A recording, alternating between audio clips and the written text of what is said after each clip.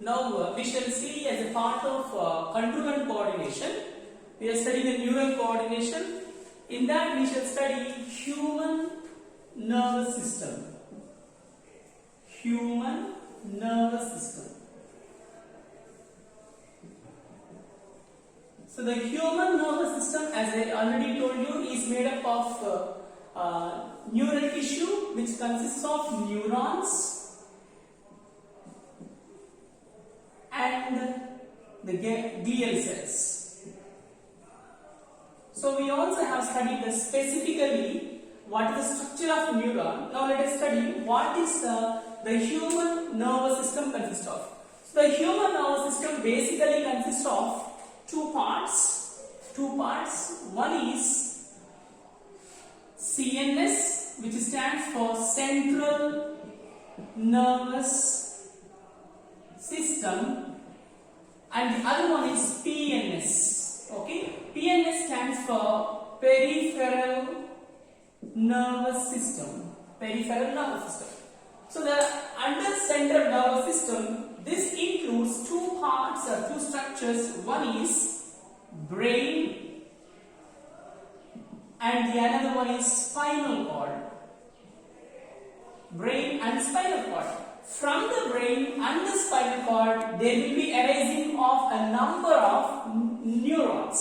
So this peripheral nervous system consists of cranial nerves. Okay, cranial nerves, 12 pairs of cranial nerves which are attached to the brain. They are attached or arising from brain, which is part of central nervous system, and also the peripheral nervous system will be having the spinal nerves. Okay, 12 pairs of cranial nerves and 31 pairs of spinal nerves which are arising from the spinal cord. If you see the peripheral nervous system in humans, it is subdivided into two parts. One is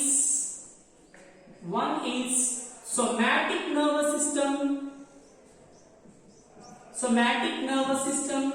and another one is autonomous nervous system. Autonomous nervous system.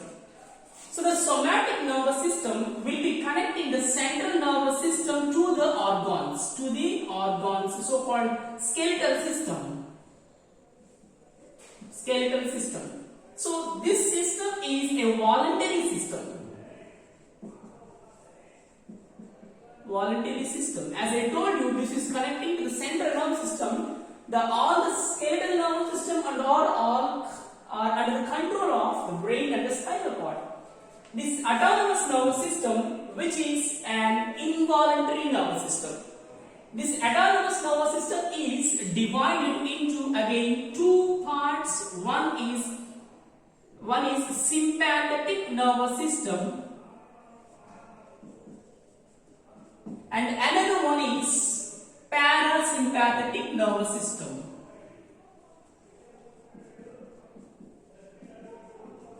Parasympathetic nervous system. This sympathetic nervous system and the parasympathetic nervous system will be working opposite to each other. The sympathetic nervous system will be working under the stress conditions. It will be functional under stress conditions. Whereas the parasympathetic nervous system will be working under normal conditions.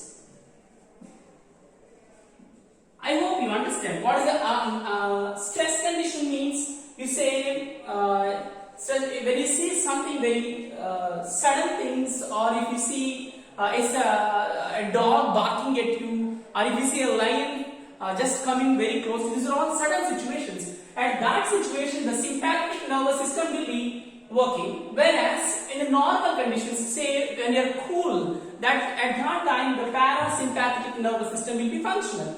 So for the sympathetic nervous system, there is a neurotransmitter substance called as adrenaline. So this adrenaline is a neurotransmitter which will be responsible for the transfer of the chemical signals for the functioning of the body. Whereas a parasympathetic nervous system is also having a neurotransmitter substance called as acetylcholine.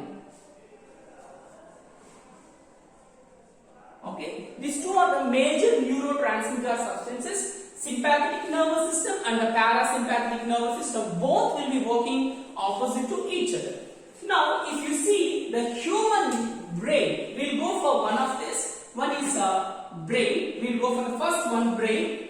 If you see brain has two regions. If you see the brain, so the inner part is white in color, the outer part is grey in color with regard to brain. But whereas if you see the spinal cord, it is just quite opposite. You know, the inner part of the brain is grey, spinal cord is grey in color, and the outer region is white in color. This is because the outer region has the cyton. Outer region has cyton, whereas inner region has non-myelinated part. Non-myelinated part. So that is the reason this will be appearing white in color, whereas the outer part consists of just the cyton of the cell body. This appears grey in color. It is quite opposite with regard to the spinal cord. For the spinal cord, the cytons are present interiorly and the axons are located outwardly. That is the reason the myelinated part is present outside. Non-myelinated part is present outside. This is how that appears. If you see the brain are mostly covered by membranes. Okay, brain is covered by membrane. The membrane that covers the brain is called meninges. The membrane that covers the brain is called as meninges. So meninges is the covering part of the brain. So if you see the lower level of organisms, so say let us take evolution of this protective membrane meninges. If you see fishes have only one membrane that is called as meninx or meninx primitiva. Meninx primitiva is the only membrane that we find in fishes. Whereas when you come to the amphibians, reptiles and apes, when you come to the context, they have two membranes. They have two layers. Okay, meninges of two. Okay, one is pia arachnoid membrane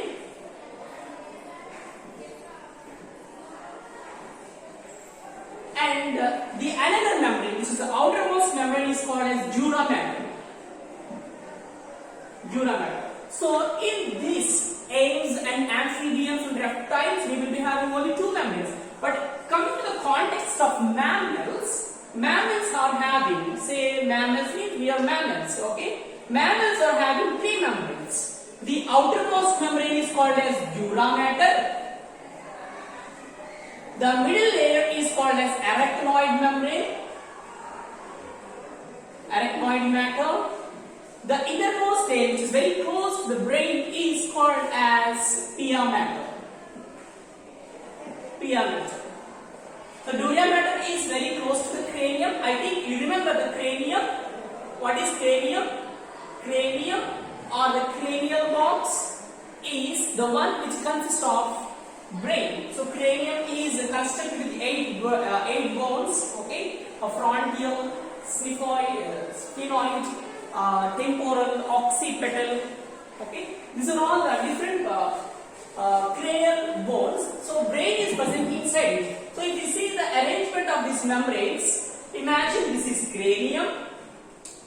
Below the cranium, closely attached is dura mater.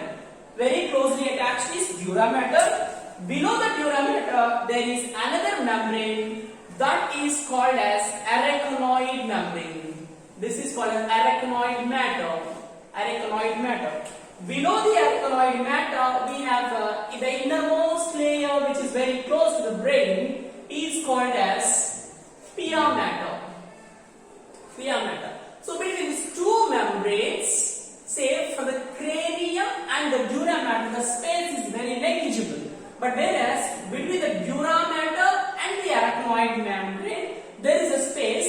This is called as subdural space. Subdural space. Okay. Between arachnoid membrane and the pia mater, there is a space called as subarachnoid space. Subarachnoid space. In this subarachnoid space, there is a fluid that is called as, that is very important, we must keep in mind, that is called as CSF. C stands for cerebro, S stands for spinal, F stands for fluid. The cerebrospinal fluid is responsible for giving protection for the brain from the shocks and injuries. We shall see how the membranes or the meninges are arranged. So as I told you that the dura mater is very close to the cranium, and the arachnoid membrane is lower to the dura mater, which is the middle membrane, and also the pia mater is present very close to the brain. Here you can find the brain is located. We shall see how these membranes are arranged in the next part.